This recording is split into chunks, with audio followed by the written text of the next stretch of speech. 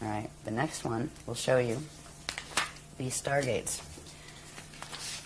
Now, if you take the circle away and the ball structures away, and just look at the flows here. Again, we have those outer petals, we call them the lotus petals. We call this the living lotus.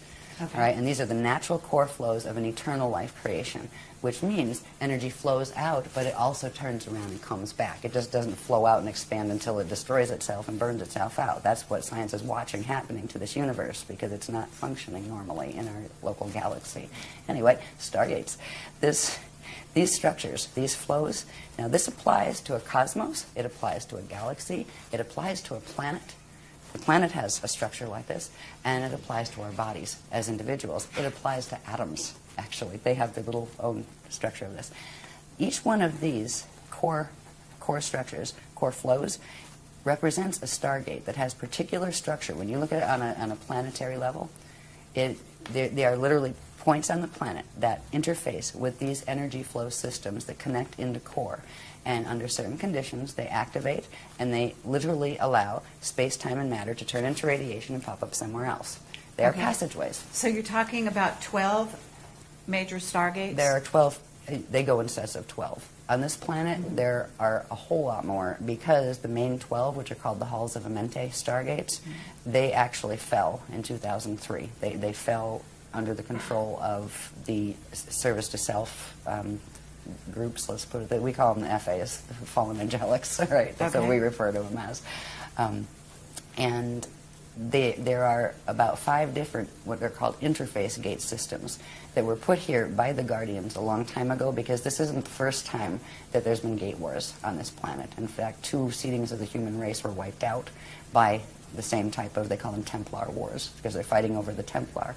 The Stargate system on a planet or in the universe is referred to as the Templar, and that word refers to template pillars.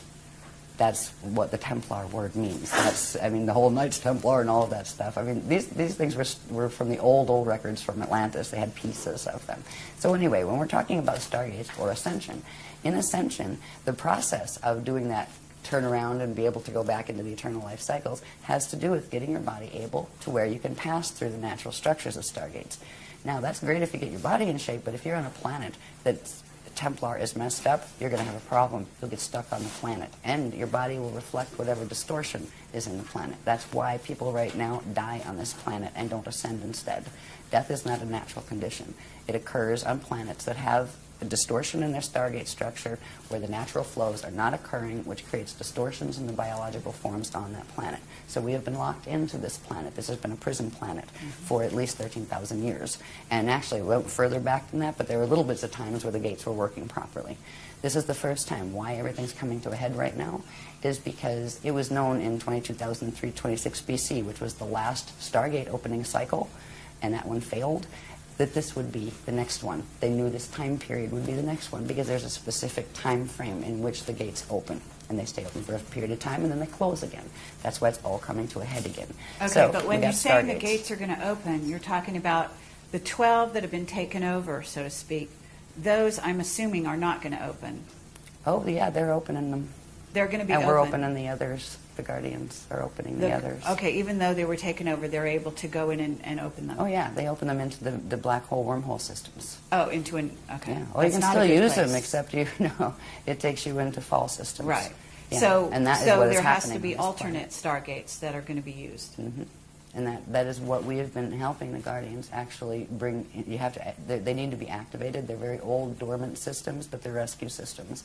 Okay. And at this point, the reason why the Guardians are even speaking publicly about this information in interviews is because in, I think it was March 25th of 2007, something occurred in the solar system that just shut the program down. We are on a 200-year evac program, period. And that's it. The gates are closing permanently. The gates are closing in this galaxy permanently in 200 years. When you say something happened in the galaxy, can you explain a little more? I'll get to that. Okay. Yeah, okay, well, there's some other diagrams for that one. Yeah. This is looking at one of those core flows, just its structure, and there's a pillar, a chamber inside of this. There's Merkaba fields that activate, which we'll deal with later if you want to see some of those pictures. But this is one of the Navajo core flow gates. Now, the other ones that aren't shown on here that look like the lotus petals, they're usually the flows that when a stellar activation cycle happens, they're usually the only ones that open because they will take you to the next density level up or even 2 densities up. They'll give you vertical ascension, but not diagonal or going back in and back out again. They're very limited, actually, in their capacity, but you can still ascend through them. When the planet, and the only time they open these is if they are seeding a new race on the planet or if they are evacuating a race on the planet. And these core gates are opening on the planet because this is an evacuation. We have a 200-year warning because something happened with the sun that is it's not going to be, one is not going to be able to live on this planet by about 2976. And it's going to be before that, actually, but that's when it explodes from what they said.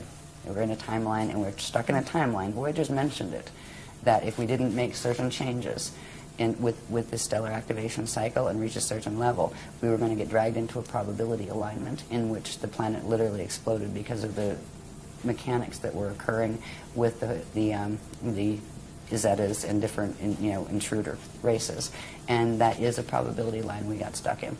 And that's why we are on an evac order, and that's why we're speaking about it publicly. There are things we can do. It's not like, oh, the world is ending. No. In fact, this is really good, because what could have happened in 2012 isn't going to.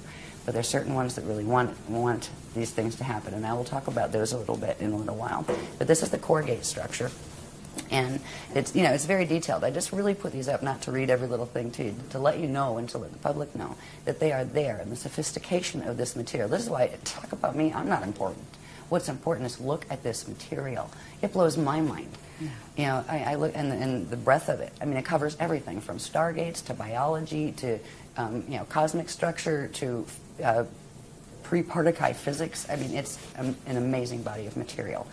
If this wasn't serious, they wouldn't be giving us this information. So anyway, that's the core gate structure, and they are activating the core gates. If you want to see how a core gate would sit on the planet to get an idea, this gives you an idea. That's just like a landscape painting behind it. It's actually a mural that I did on my wall in the house in Arizona we lived in. But it shows, right, here's the sky, and here's like, the land, and here's like the subterranean levels below the land, and going down to the core. It shows how these gate flows work when they're open. And there would be 12 of these on the planet. And when you would pass into, you wouldn't see this thing standing in the air. There would be a certain field, and only if your DNA was keyed to it would you even know it was there. If your DNA was not activated to be in co-resonant energy form with that structure, you'd walk right through it, past it, not even know it was there, and you'd still be in the same place. But if you have certain things activated in the body, in the DNA template, in the light body, in the spirit body structure, etc., in your anatomy, you would be able to see it, and you would know where to stand in it, and you would know what to do and how to breathe, and you could use it and go in ascension.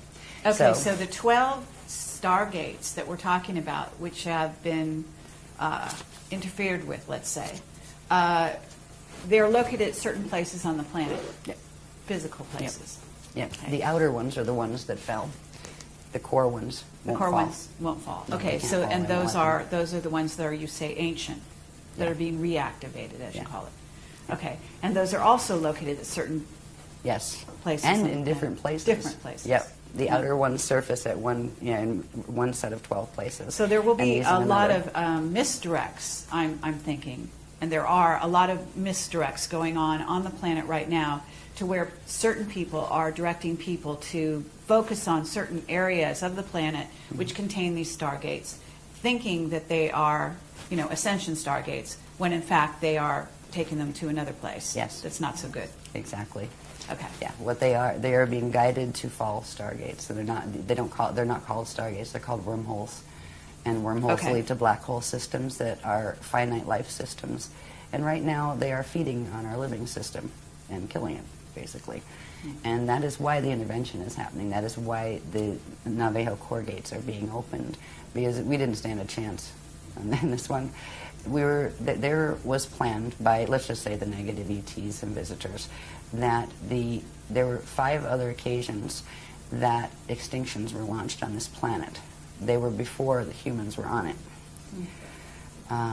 This was going to be the 6th extinction, and it was scheduled for 2012. And because of what the Guardians are doing, that is not going to happen. we're not fighting with anyone. We're standing. And we're standing in the frequency as the Christ, and we were being taught Masters Templar mechanics to be able to assist them. We're the ground crew, just like on the other side you have what we call the Metatronic crew that are working the Atlantean Death Star Merkaba stuff that is what runs the wormholes. There's a whole bunch of people running around thinking they're doing ascension that aren't.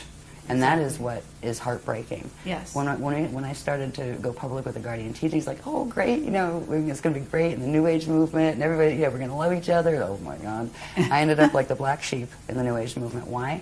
Because we exposed the teachings of Thoth. Not any of the people here. We exposed the records.